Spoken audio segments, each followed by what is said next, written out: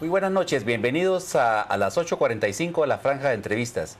Esta noche vamos a tratar un tema muy trágico de lo del día. Vamos a hablar del asesinato del abogado Francisco Palomo. Vamos a tratar de entender cuáles son las implicaciones que esto tiene y para ello hemos invitado en primer lugar a Neri Rodenas, director ejecutivo de la Oficina de Derechos Humanos del Arzobispado de Guatemala. Tenemos con nosotros a Helen Mack, presidenta de la Fundación Mirna Mack, y también al abogado Luis Reyes, quien fue presidente del Colegio de Abogados. Me acompaña Carmen Ortiz, quien reemplaza por esta noche a Juan Luis Font.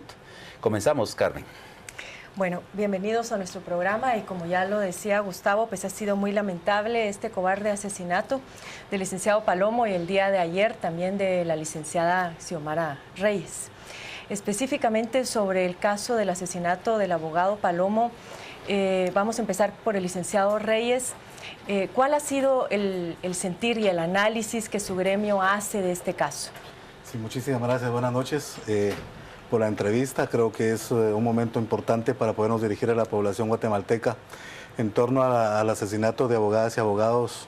En este año precisamente van 3 abogados asesinados. Y según las estadísticas que se tienen en el Colegio de Abogados y Notarios de Guatemala, cada año es alrededor de 10 abogadas y abogados asesinados. Durante ese número de personas asesinadas, pues actualmente únicamente se ha conocido en tribunales el caso de Lea de León, que ya fue debidamente sentenciada, la persona quien realizó el hecho material. Pero también comentarles así muy rápidamente que como Colegio de Abogados pues nos reunimos con la Fiscal General en el año 2014 precisamente para hacerle referencia a que todo este tipo de casos no han tenido un éxito en cuanto a la investigación y por esa razón es de que la Fiscalía contra Delitos contra la Vida pues tiene actualmente una fiscalía especial para que pueda investigar ese tipo de hechos. Porque los autores intelectuales en este caso no se logró llegar a ellos. Exactamente, en el caso de Lea de León pues no se ha determinado aún esa situación y realmente es penoso y lamentable, sobre todo en estas condiciones en que vive nuestro país de ingobernabilidad, inestabilidad económica, social y política. Sin embargo, es necesario hacerle llamado a las autoridades, especialmente al Ministerio de Gobernación y Ministerio Público, para que pongan cartas en el asunto. Neri Rodenas, el licenciado Palomo tenía una extensa carrera como abogado penalista, ¿no? Es decir, uno de los últimos sonados casos en los que participó fue precisamente la defensa del general Efraín Ríos Montt. Es decir, ¿qué recuerda usted de la gestión del licenciado Palomo durante ese juicio? Bueno, esa actuación de la defensa del general Ríos Montt fue bastante cuestionada. En ese momento, pues, se criticó muchísimo la falta de respeto con que los abogados defensores se dirigían hacia el tribunal de sentencia. Lo primero que recuerdo, yo estuve en la primera audiencia, fue la ausencia, diciendo que no iban a continuar con el procedimiento de defensa de las personas que estaban implicadas en este proceso. Parecía, y esa es la lectura que nosotros teníamos, que había una estrategia de intencionalidad de detener el proceso, retrasarlo o simplemente que no se realizara el debate. Ahora, en esa oportunidad el abogado que prácticamente dirigía el proceso, por lo menos a ojos de la opinión pública, era el licenciado García Gudiel. Sin embargo, aparentemente quien llevaba toda la estrategia de defensa era el licenciado Palomo. Bueno, sí, eso es lo que se sabía. Él era quien realmente estaba a cargo del proceso. Ese día, pues, nosotros fuimos a comer a un restaurante cercano a la Torre de Tribunales y precisamente estaba el licenciado Palomo con otro abogado platicando ahí. Entonces, sin embargo, pues era parte de la estrategia, ¿verdad? Era la intencionalidad de no presentarse, que se buscara otro abogado que aparentemente no conocía el proceso a último momento y que pidiera, el licenciado García Gudiel, que se suspendiera para que él tuviera tiempo para poder imponerse del contenido de dicho proceso para poder ejercer una buena defensa. Sin embargo, pues para nosotros era bastante evidente que la estrategia pues era la que yo acabo de comentar, suspender o retrasar o que no se realizara el proceso, para lo cual para nosotros era indebido. Y el desarrollo del debate en sí pues también se caracterizaba, me recuerdo muy bien cuando los abogados defensores se levantaron y a pesar de la orden de la jueza presidenta de que no abandonaron la sala, pues, los abogados defensores abandonaron la sala, desobedeciendo pues esa orden de la presidenta. Después ya vinieron otros sectores o abogados que presentaron denuncias ante el Tribunal de Honor del Colegio de Abogados para que se pudiera determinar algún tipo de responsabilidad, y efectivamente se dedujo una responsabilidad del licenciado García Gudiel de conformidad con una resolución que ahora, emitió el Tribunal independientemente de las hipótesis que están circulando ahora de que si fue por motivos personales, políticos o por el ejercicio de su profesión y este tipo de casos delicados, especialmente sensibles que él llevaba, no hay duda de que ahora la profesión de abogado, como la profesión de periodista, como la profesión de policía nacional civil, se han convertido en profesiones de alto riesgo. Y pareciera ser entonces la estrategia detrás de este tipo de casos es justamente intimidar a los profesionales, seguir generando impunidad, porque para nadie es un secreto de que para los grupos criminales la principal o la estrategia favorita para evitar que se esclarezcan los casos es precisamente el miedo. ¿Hay alguna forma de evitar que esta estrategia vaya permeando en la sociedad y que vayamos cediendo justamente a este tipo de amenazas e intimidaciones? No, eso es dijéramos, son estrategias que siempre se han utilizado, el miedo, el control a través del miedo, ¿verdad? Pero en casos de abogados, bueno, siempre han tenido un alto riesgo. Yo recuerdo que en los años 70, 80 incluso hasta murieron 100 abogados, ¿verdad? Muchos de ellos eran laboralistas, ¿verdad? Que eran en defensa de sindicalistas o aquellos abogados que estaban peleando el tema de tierras. Entonces, realmente con un abogado puede ser desde dijéramos, no el cliente, sino que la otra parte que haya quedado disgustada, hasta todo el tema político. Entonces, en una investigación no se puede descartar, obviamente, ninguna hipótesis. Los primeros 15 días son claves y estratégicos de la información que vayan recogiendo, y desde ahí, a partir de lo que vayan recogiendo en esas investigaciones, tanto como pruebas documentales, científicas y testimoniales, se pueden empezar a elaborar las hipótesis. Hoy por hoy, y quienes no estamos involucrados en la investigación, todo es una pura especulación. Bueno, es parte de la reserva, ¿verdad? Quienes ya tendrán que ir dirigiendo la investigación, y ahí sí es importante pues el trabajo coordinado en equipo, tanto del Ministerio Público con la Policía Nacional. Ahora, Helen, lo que se ve en este caso es también, bueno, un trabajo muy profesional, ¿no? Porque precisamente el licenciado Palomo fue ultimado en un lugar en donde no funcionaban las cámaras de video. Siempre que se va a cometer un asesinato, obviamente hay entre 8 y 15 días de seguimiento y de investigación para ver cuáles son sus rutinas, para buscar los mejores lugares para llevar a cabo el crimen e ir dejando lo menos prueba posible, porque el tema es impunidad. Ahora, a la luz del contexto que estamos viviendo actualmente, ¿creen ustedes que políticamente este caso podrá tener alguna incidencia?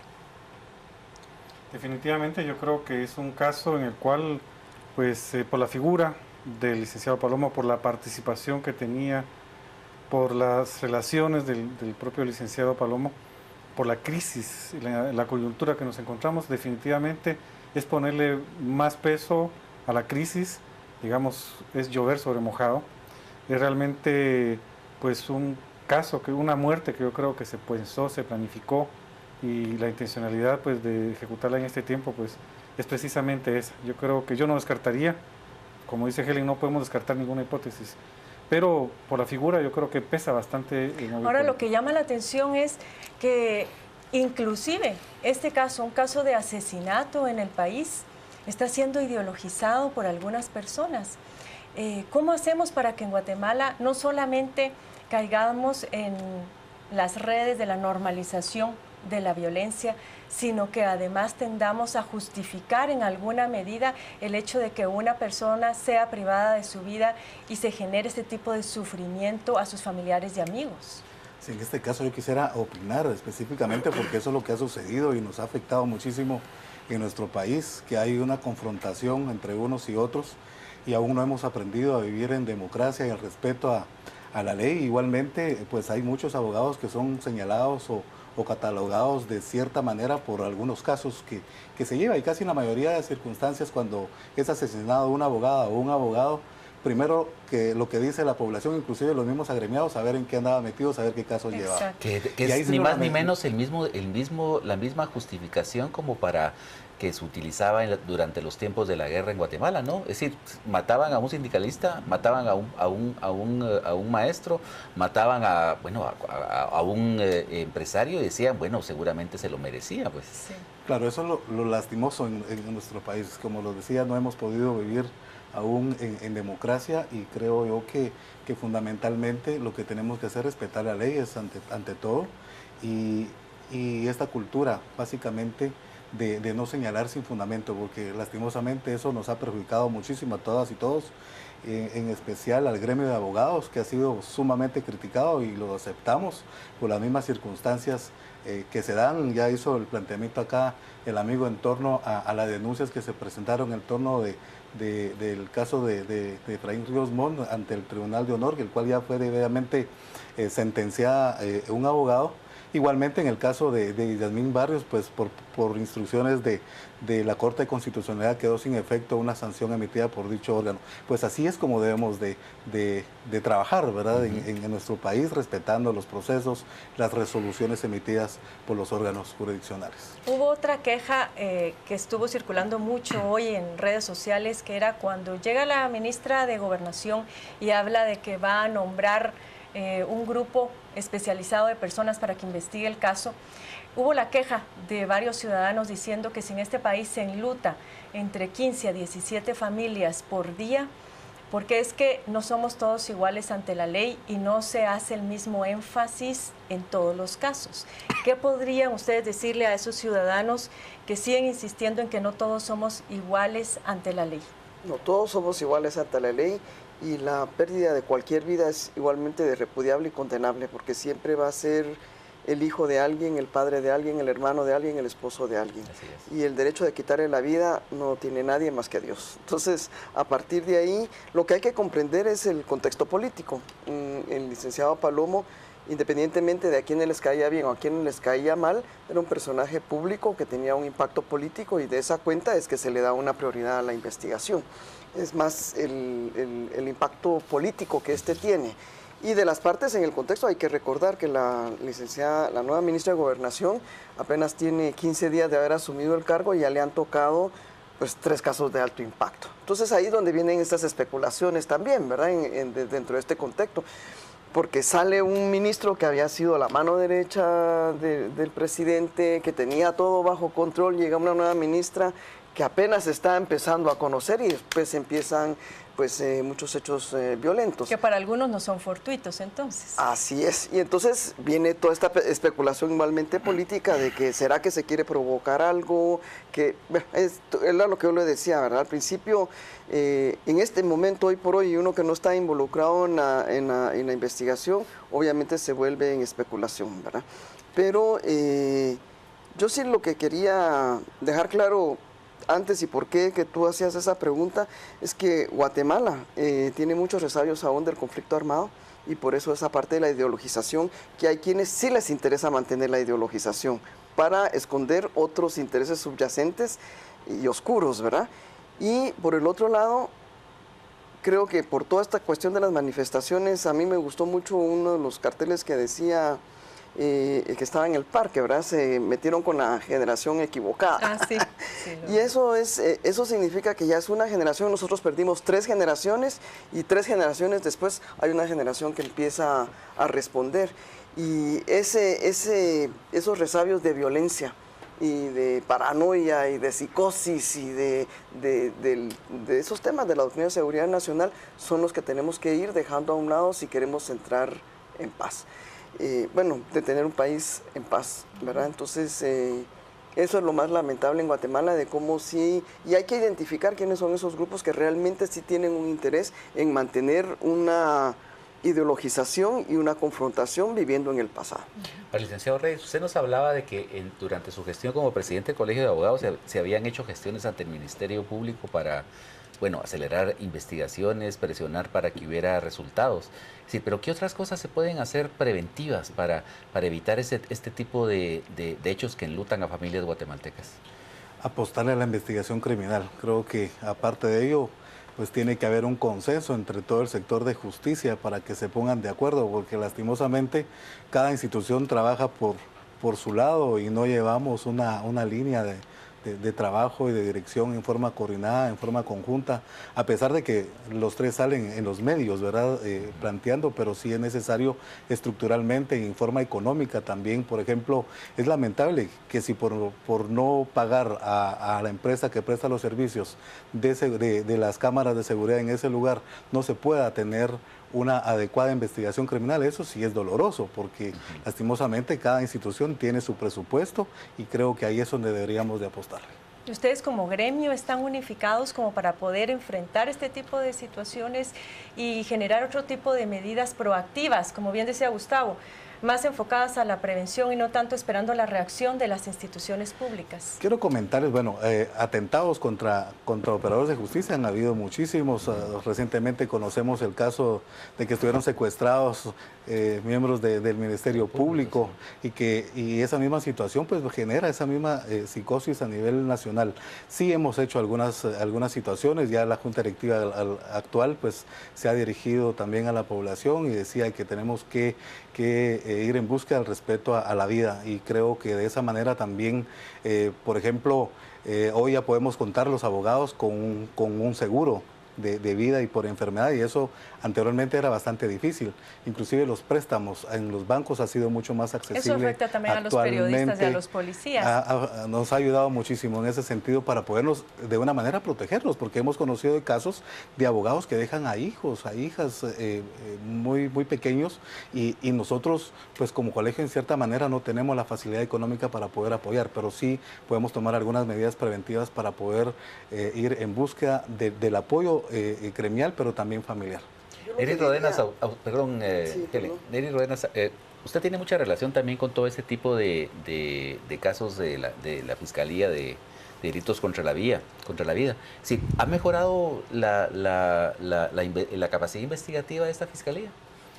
Bueno, yo creo que sí se ha hecho los esfuerzos. Tenemos relación con la Fiscalía de Derechos Humanos también.